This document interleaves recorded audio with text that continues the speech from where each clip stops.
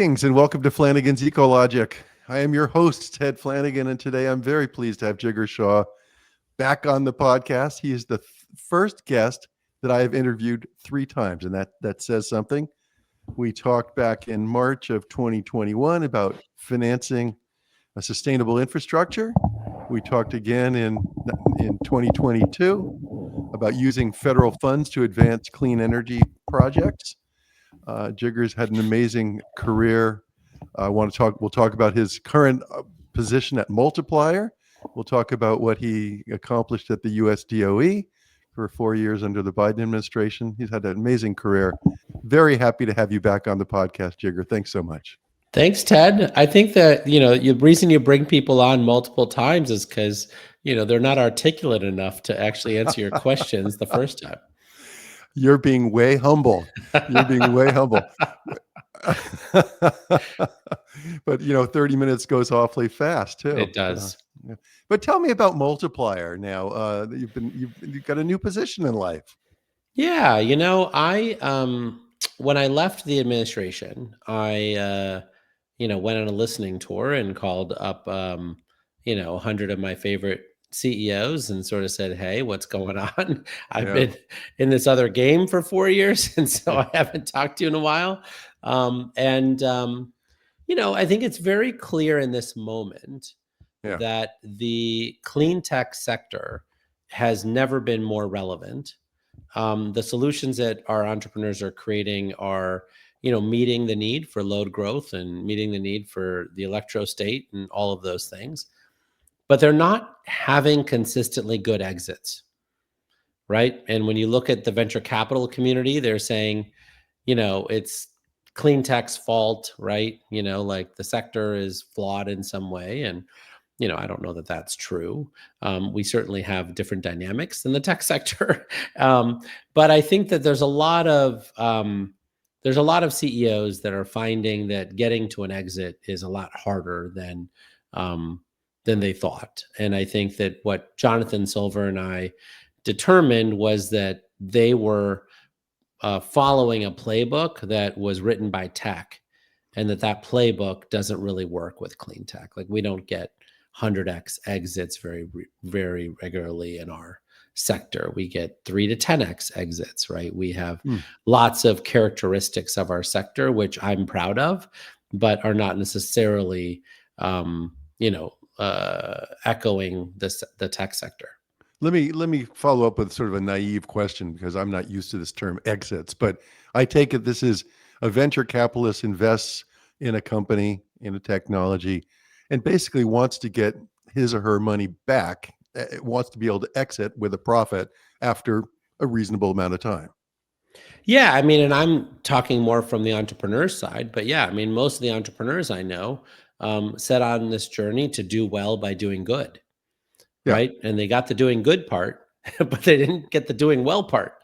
But they just want to catalyze projects, and then they want to get out well, they got to sell their shares and make money, right? Okay. And what you're finding is that they're putting a lot of projects out the door, and they're decarbonizing our energy system, but they're not selling their company for a profit to a strategic, or taking it public, or whatever it is that they would do. And that's what Multiplier is. That's what we're doing. Focused on helping management teams get better exits. How interesting. Yeah.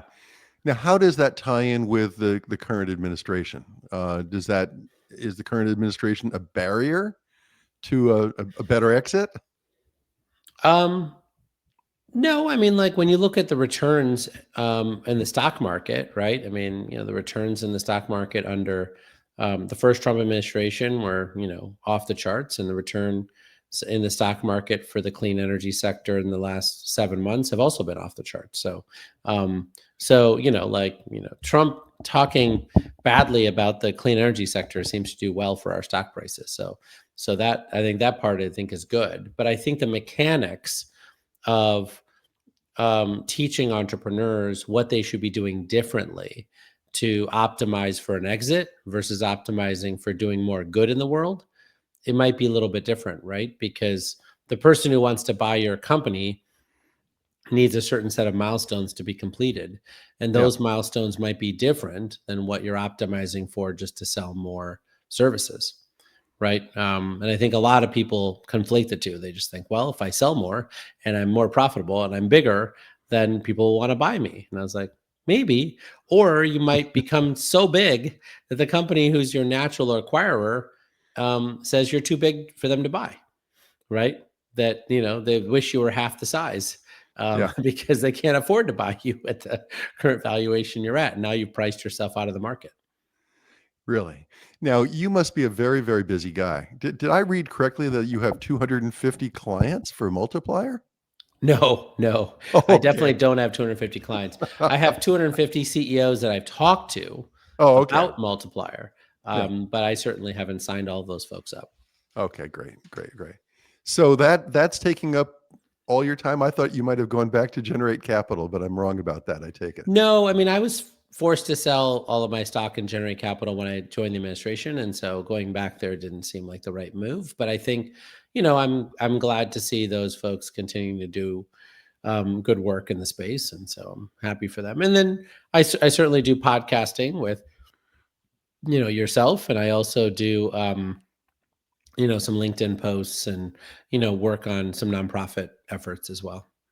Well, you had the Energy Gang, didn't you, for I years? did, and now we started Open Circuit, right, with the same two co-hosts, right? So with Stephen Lacey and Catherine Hamilton, and so that's been wonderful to join my two good Yeah. friends and get back on the air. Oh, that's fantastic. So life is good. You moved your family to the DC area to be part of the Biden administration, and I take it you're rooted there at this point. No longer Oh New yeah, York and no, San Fran. we've been in and around DC since 1996, and so my wife and I have a lot of great friends in DC. Yeah. Let's talk about your service to the country. I'm always impressed. I just had Gene Rodriguez on the podcast. Susan Gladwin, who worked for you Sure. in the LPO, was on the podcast, and I'm always impressed by my friends and colleagues and those I admire that have gone into, basically served our country in DC. Um, was that a terrifically rewarding experience for you? It was for me, right? I mean, I had a very clear set of objectives when I agreed to join the administration, right? And Yeah. and and that is basically that I think that what is true is that in our sector, right, the clean energy, clean tech sector, sustainability sectors, that there needs to be a functioning partnership between the public sector and the private sector. Hmm. And I think that partnership did not really exist under the Obama administration, right? So there was there's a history of doing research and grants and all sorts of things like that. But at the time at which a company actually wanted to scale up their technology so that it could be fully commercialized, um, that that that often happened in other countries, right? I mean, oftentimes, we were subtly or not so subtly telling companies to go to China or India or Malaysia or Singapore or other places. We were not actively encouraging companies to scale up their technologies in Texas or Tennessee or Kentucky or Georgia. Hmm. And that changed under the Biden administration. That we, created a more muscular loan programs office, which I ran, but also we had a lot of great people who ran the Office of Clean Energy Demonstrations or the, manufacturing electricity supply chain office or the grid deployment office or other places who provided more grants, right? Hmm. And I think at scale. And so I think that one of the things that, today we have a legacy of now is a lot of innovators and entrepreneurs who are dreaming of doing very big things here in the United States, which I Yeah. think was most certainly not true pre 2021. Yeah, that's a great legacy, and it was fueled in part by a lot of stimulus money, right? I mean, I know you were talking about other departments or divisions within the DOE, but in the loan programs office, what you went from having a 40 billion to a 400 billion dollar war chest, to take one of your terms. Yeah, and the interesting thing is most of it's still there. right? So we committed $108 billion worth of Yeah. resources while, I was in office. And when you look at the OBBB that passed under the Trump administration, I Yeah. mean, that was the second largest climate bill ever that had ever been passed in the history of our country.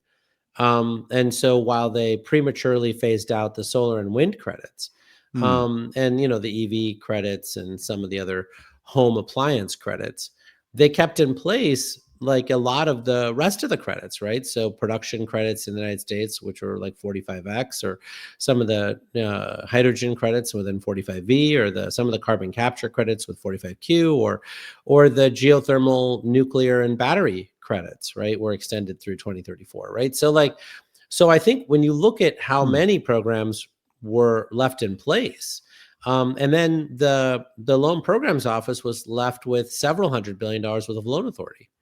It's just So, sitting there. It's just sitting there. well, I mean, they hope to put it into, advanced transmission projects, which they Yep. closed a big deal on with AEP recently. They, I think, hope to put it into new nuclear projects or geothermal projects. So, I think that, so I think for all of the hand wringing, which is real, right? I mean, Yep. clearly there's a lot of people whose grants were killed, and whose dreams have, therefore also been knocked around. I think there's still the potential for the US government to be a partner with the private sector to help us compete with China, on these electrostate technologies. That's very encouraging. I'm really glad, really glad to hear that. I thought the sky was falling. Has there Those are been just Starlink satellites that are, coming down. I know a lot of them. Um, like you said, you committed $108 billion. I think you closed deals on $61 billion worth. Yeah. And it sounds like there was a huge rush to the finish, which must have been a little bit too exciting. Well, I think that the private sector does not really know how to work with the public sector, right? In the loan programs office. So it took us Mm. the better part of the first 2 years just to convince people that it was safe to use the loan programs office, and that they, should plan to partner with the US government to, realize their billion-dollar projects, right? Yeah. So then the applications started coming in hot and heavy in 2023. Yeah. And, you could imagine a lot of folks over negotiated the terms of the loan agreement, and, thought that they needed to do things differently than their predecessors, and thought that the US government was more flexible than it was. And so then when Hmm. the election went the way it did, Yeah. magically everybody turned around and said, "Hey, Jigger, that last draft that you sent me, that's approved. Let's get this thing closed," right? And so, we didn't rush anything, Yeah. but certainly a lot of our, you know, our applicants who Yeah. had been screwing around for 5 months stopped screwing around the next day, and started closing all the documents. And are those, is there any has there been any clawback, or are those secure loans? Well, it's not clear. I mean, certainly, Okay. we've gotten some insights. I mean, I'm not in the middle of any of this information today, so Yeah. but the Lithium Americas deal was closed, but in order to draw on their loan, which they successfully did, in October, um, they were required to give, like 5% of the company to the Trump administration, and 5% of the project company as well, and like make some changes, et cetera, which, I thought was illegal for them to ask for, but, Yeah. it didn't stop them. The Grain Belt Express loan was not closed. That was at a conditional commitment, and they decided that they were not going to close that loan. There's a few other loans where they're not allowing the companies to draw on those loans that I can tell. Hmm. So we'll see. I mean, some of this stuff has been publicly reported, and others are rumors, and so I'm not going to spread rumors. But I do think that, by and large, they know that this current administration knows that if they continue to keep screwing with all the applicants, that that'll make it impossible for this office to support the nuclear industry. Yeah. Because if you make it hard for these current applicants to draw money, then, people aren't going to trust them in the nuclear industry either. Right. Very interesting. You mentioned the lithium. I was going to ask you which were the sort of the most exciting projects that you were able to help fund or lend money to, and it sounds like this Lithium Express is one of them. Can you describe that project a little Yeah, bit? I mean, the Lithium Americas deal is really important, right? I mean, it's one of the largest, best quality ores in the United States, and it's in Nevada. Mm, And, they did a heroic job of working with, unions and, the tribes locally and all the other things, which I think is impressive. But more importantly, they're using next generation technology, which is quite a bit less toxic, to process the lithium ore into a final product. And they're doing it here in the United States. And so, like, as that project scales up, or the Rhyolite Ridge Ioneer project, which is also in Nevada, or the Energy Source Minerals project, which is in California, or the Smackover projects in Arkansas, scale up, we have the ability to be a net exporter of lithium mm, by 2034, right? And yeah. so that's truly inspiring. And those loans are what size? The Lithium America, I mean, like in the 1.6 billion, so they're big. they're big loans. They're Yeah, big loans. yeah. Now, solar and wind. A lot of my friends are lamenting what's going on, of course, not just at the federal level, but at the states levels as well. But were there are there talk about the solar industry and the wind industry now, and how impacted it is by the current administration. Well, I mean, I think we have to be crystal clear about the fact that this administration has declared war on the solar and wind industries, right? So they Yeah. just don't want the solar and wind industry to continue to dominate. I think one of the big Mm. challenges in the narrative, though, as you know, is that 80% of everything that got added to the grid the last 5 years has been solar and wind and battery storage, right? And a Yeah. little bit of nuclear. So ultimately, we are a nation that knows how to build solar, wind, batteries, and some nuclear, geothermal, some hydro, right? We are a nation that has not built a lot of natural gas in the last 5 years, right? And certainly haven't built really any coal, right? Yeah. And so when the administration says we're going to try to 100% power this data center revolution with natural gas, the supply chain just doesn't exist to do that. Um, and so, so if they keep preventing solar projects from getting built, and the natural gas supply chain continues to push out a lot of projects by 5 years, then we're going to be short power in this country. Now, I don't think that's going to happen, just because I think cooler heads will prevail. And my sense is that, we're going to continue to meet the moment for powering AI. But it's certainly not easy right now to navigate the misinformation that keeps getting spread by the administration. And why doesn't the administration embrace solar and wind? Is it just simply the deep pockets of the oil and gas industry? Well, look, the administration, is really good at fighting culture wars, right? And I think that you and I both know that the solar and wind industry, as much as I love them, has spent so very little money on influence, right? I mean, the oil and gas industry spends $4 billion a year on influence, right? And I don't just mean lobbying, but I Yeah. also mean, like sponsoring Fourth of July parades, right? And sponsoring, Boy Scout camps and all sorts of things, right?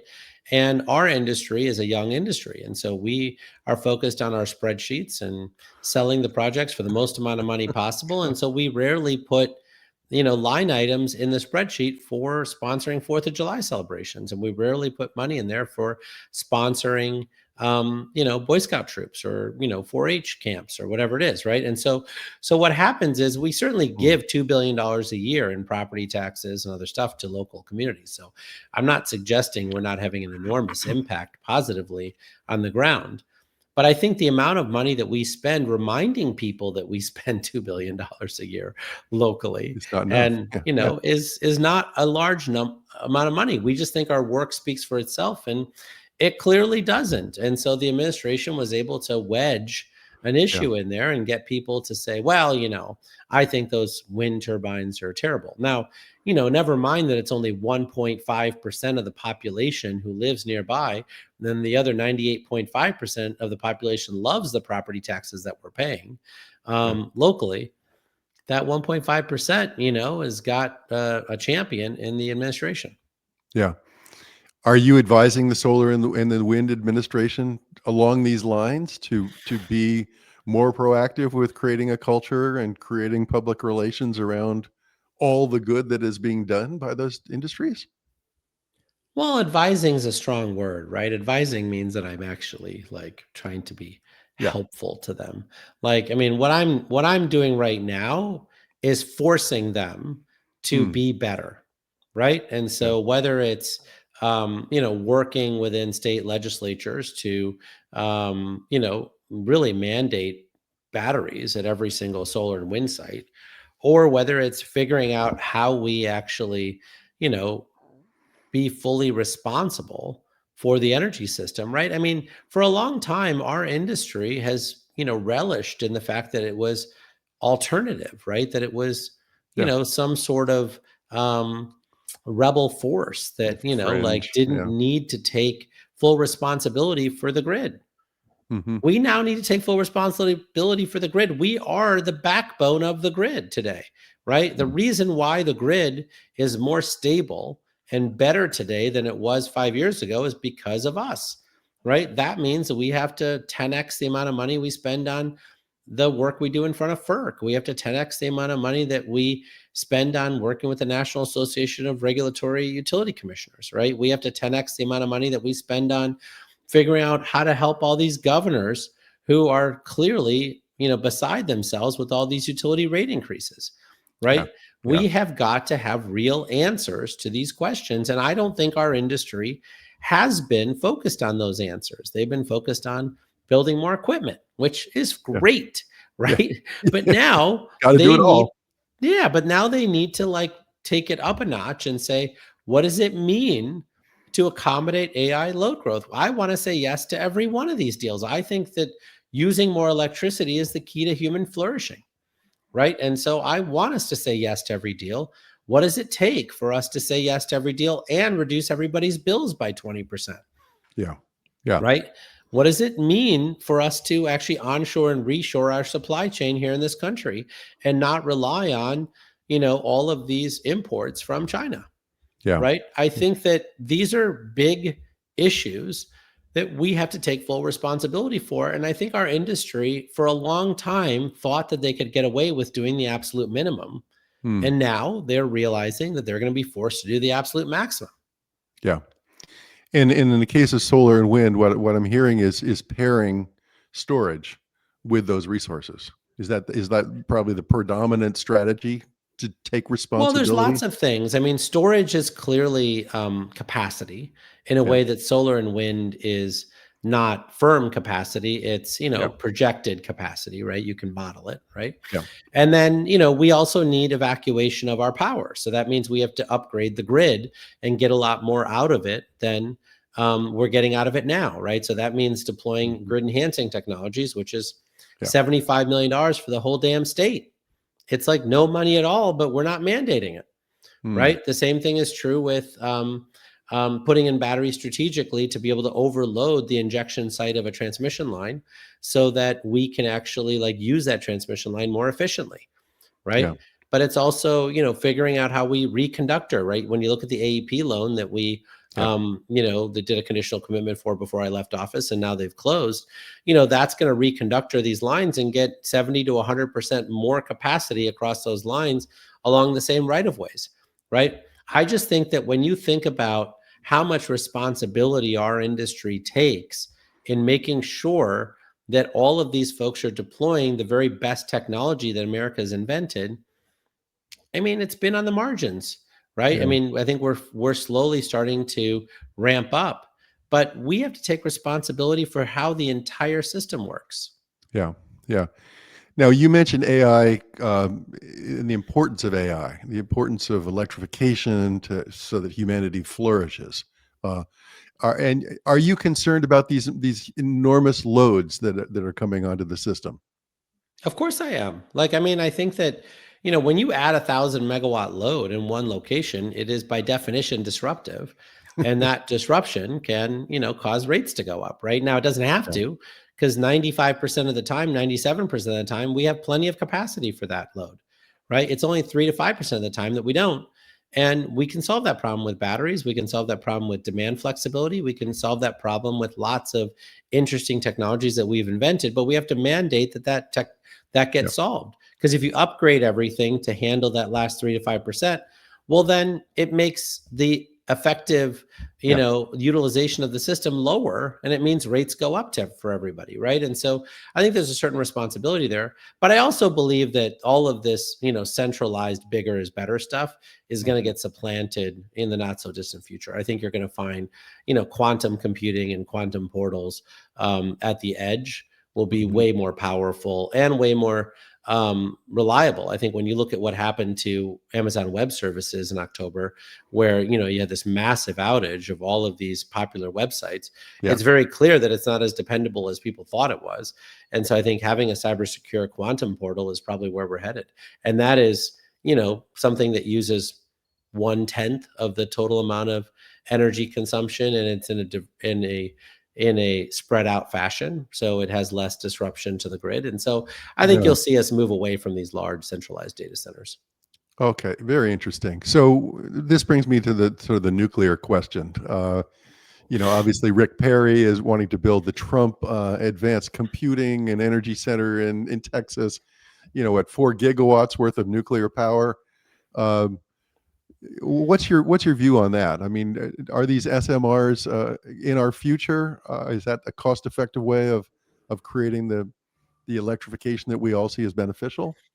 Yeah, I think if you do the modeling work, it is very clear that we need clean, firm power generation, right? And so whether that's hydro or geothermal or nuclear or all three, right, Yeah. and Right. or long duration energy storage, we need this diversification of our grid, right? I mean, as much as I love solar and wind, and I was Mhm. very proud when we got to our first 1% of the entire grid, right? Because when I started my career, I think we were at 0.001%, right?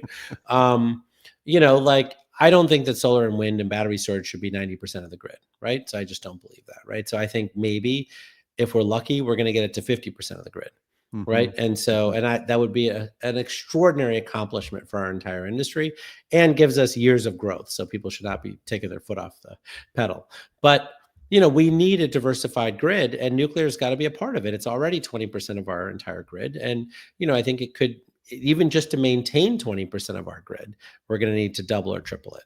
Right. Mhm. And so, and then, let alone grow, right, to 30% of our grid. So I think that's great. I think that what Rick Perry will learn, and, Governor Abbott as well in Texas, is that it requires a level of risk taking that the government of Texas has heretofore not taken before. And I'm happy to help them with that. But I think that, they have to take on cost overrun risk, right, which, was taken in Georgia by a Southern company. Mhm. And so when you think about all of the different ways in which we have to manage risk around nuclear, those have been quite scary in the past. And I think we need a new set of tools to be able to more, confidently scale up nuclear power in our country. Yeah. And would Price Anderson just get extended to the Yeah, I mean, SMRs? Price Anderson's been a great deal for the U.S. taxpayer. I think we've only paid out $160 million in the many years that Price Anderson's been in place, which is basically an insurance program, right, against catastrophic Yeah. risk from the nuclear industry. And because we have the best run nuclear fleet in the entire world, I mean, it's been, Mhm. it cost the taxpayers almost nothing. Yeah. Yeah, good stuff. I wanted to just hit on a couple of your sort of your memorable moments in DC and all the way back to service just in the last minute here.